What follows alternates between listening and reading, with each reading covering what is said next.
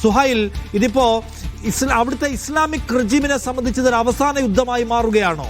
അങ്ങനെയെങ്കിൽ ഒരു വലിയ യുദ്ധം, വിനാശകരമായ യുദ്ധമായിട്ട് വികസിക്കാനുള്ള സാധ്യതയെ നാം എത്ര കാണണം? അതിനുള്ള എല്ലാ സാധ്യതയുമുണ്ട്. കാരണം ഇപ്പോൾ അലി ലാരിജാനിയുടെ പ്രസ്താവന തന്നെ വരുന്നത് ഹാംനായി കൊല്ലപ്പെടുന്നു, തൊട്ടടുത്ത ദിവസം തന്നെ ഈ കൊലപാതകം നടത്തിയ ഹാംനായിയെ കൊലപ്പെടുത്തിയ അമേരിക്കക്ക് കൈകൊടുക്കാൻ തയ്യാറാകുന്നു എന്ന വലിയ വിമർശനം ഇറാനിയൻ ജനതക്കുള്ളിൽ തന്നെ ഉയർന്നു വരും അത്തരം വാർത്തകൾ വരുമ്പോൾ. അപ്പോൾ 37 വർഷം അമേരിക്കയോടും ഇസ്രായേലിനോടും പൊരുതി നിന്ന ഒരു നേതാവിന്റെ പിൻതലമുറക്കാർ ഈ ആക്രമണം നടത്തിയതിനു ശേഷവും വീണ്ടും ചർച്ചകളിലേക്കും അമേരിക്കക്കും ഇസ്രായേലിനും കൈകൊടുക്കുന്ന ഒരു സാഹചര്യം ഒരിക്കലും ഉണ്ടാകരുത് എന്ന നിലപാടിലേക്ക് പുതിയ ഭരണസമിതി വരികയാണ്. 3-അംഗ ഭരണസമിതിയാണ് ഇപ്പോൾ തെരഞ്ഞെടുക്കപ്പെട്ടിട്ടുള്ളത്. അവർക്കാണ് ഇനി പരമാധികാരം താൽക്കാലികമായെങ്കിലും ഉള്ളത്. ആ ഭരണസമിതിയിലുള്ള ആളുകൾ, പ്രത്യേകിച്ചും പെസഷ്കിയാനെ പോലെയുള്ള ആളുകളും, അപ്പുറത്ത് 2 പേർ നിൽക്കുന്നത് മത നേതാക്കളായി ആ വിപ്ലവത്തിന്റെ എല്ലാം വീര്യം ഉൾക്കൊള്ളുന്ന ആളുകൾ തന്നെയാണ്. അവരെ സംബന്ധിച്ചിടത്തോളം ഈ ഹാംനായി കൊല്ലപ്പെട്ട സാഹചര്യത്തിൽ വീണ്ടും ഏതെങ്കിലും തരത്തിൽ കീഴടങ്ങുക എന്നുള്ളത് മരണത്തെക്കാളും അതേപോലെ തന്നെ യുദ്ധത്തെക്കാളും ഭീകരമായിട്ടുള്ളത് കീഴടങ്ങലാണ് എന്ന് ആ 3 പേരും പ്രഖ്യാപിച്ചിട്ടുണ്ട് എന്നാണ് നമുക്കറിയാൻ സാധിക്കുന്നത്. അതിന്റെ ഒരു പ്രതിഫലനം തന്നെയാണ് അലി ലാരിജാനിയുടെ എക്സ്പോസ്റ്റിലും നമ്മൾ കാണുന്നത്. അതുകൊണ്ട് യുദ്ധം മുന്നോട്ട് പോവുക, ഇത് അവസാനിപ്പിക്കാൻ എന്താണോ വഴി അത് മുഴുവൻ പുറത്തെടുക്കുക എന്ന രീതിയിലേക്ക് അവർ വരും. അതിനുവേണ്ടി ഈ കാലത്തിനു വേണ്ടി അവർ ഒരുക്കി വെച്ചിട്ടുള്ള നിരവധി ആയുധങ്ങൾ അവരുടെ കയ്യിലുണ്ട്. നമുക്കറിയാം എത്ര തന്നെ ഉപരോധങ്ങൾ ഉണ്ടായിട്ടുണ്ടെങ്കിലും വലിയ പ്രയാസങ്ങൾ ഉണ്ടായിട്ടുണ്ടെങ്കിലും ആണവ ശാസ്ത്രജ്ഞരെ ഒന്നൊന്നായി കൊലക്ക് കൊടുത്തിട്ടുണ്ടെങ്കിലും അവർ പലതരത്തിലുള്ള ആയുധ ശേഖരം കുറേ കാലമായി ഉണ്ടാക്കി വെച്ചിട്ടുണ്ട്. അതിലേറ്റവും പ്രധാനം മിസൈലുകളുടെ ഒരു ശേഖരം തന്നെയാണ്. ക്രൂയിസ് മിസൈലുകളുണ്ട്, അതേപോലെ തന്നെ ബാലിസ്റ്റിക് മിസൈലുകളുണ്ട്, ഭൂഖണ്ഡാന്തര മിസൈലുകൾ വരെ അവരുടെ കയ്യിലുണ്ട് എന്നാണ് പുറത്തു വന്നിട്ടുള്ള റിപ്പോർട്ടുകൾ. അതേപോലെ തന്നെ ഏറ്റവും അത്യാധുനികമായ ഡ്രോണുകൾ, അവർ വികസിപ്പിച്ചെടുത്ത ഡ്രോണുകൾ, ഇപ്പോൾ യുക്രൈൻ യുദ്ധത്തിൽ പോലും റഷ്യ അത്തരം ഡ്രോണുകൾ ഉപയോഗിച്ചിരുന്നു എന്നാണ് നമ്മൾ മനസ്സിലാക്കുന്നത്.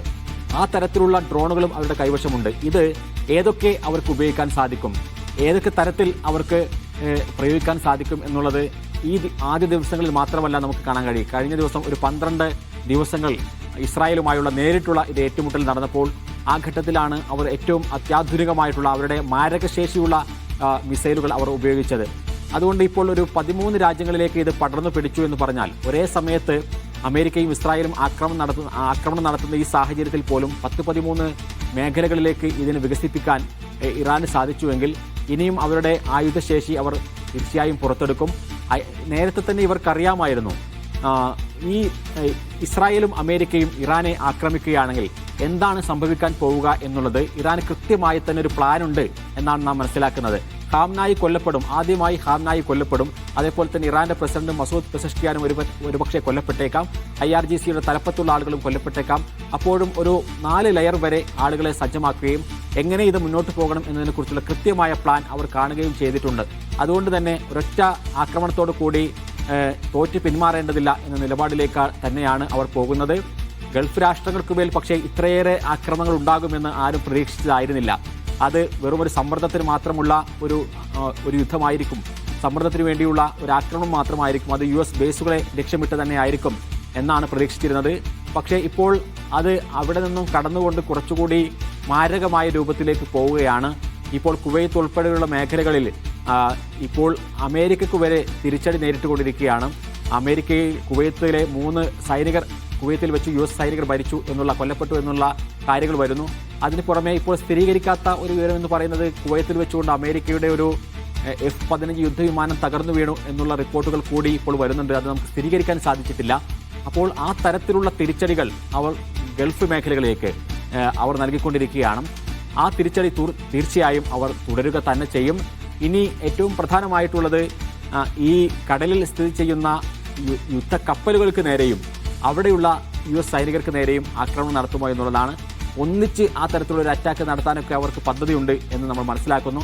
അതിനെയും മറികടന്നുകൊണ്ട് സൈപ്രസിലേക്ക് വരെ ഇവരുടെ ഇറാന്റെ മിസൈലുകൾ പോയിട്ടുണ്ട്.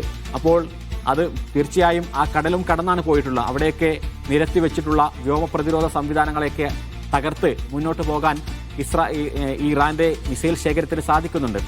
അതിനെ തകർക്കുക എന്നുള്ളത് തന്നെയായിരിക്കും ഇനി വരും ഭാവിയിൽ ഇസ്രായേലും അമേരിക്കയും ചെയ്തുകൊണ്ടിരിക്കുക. ഇന്നത്തെ രാത്രി അതുകൊണ്ട് തന്നെ നിർണായകമായിരിക്കും.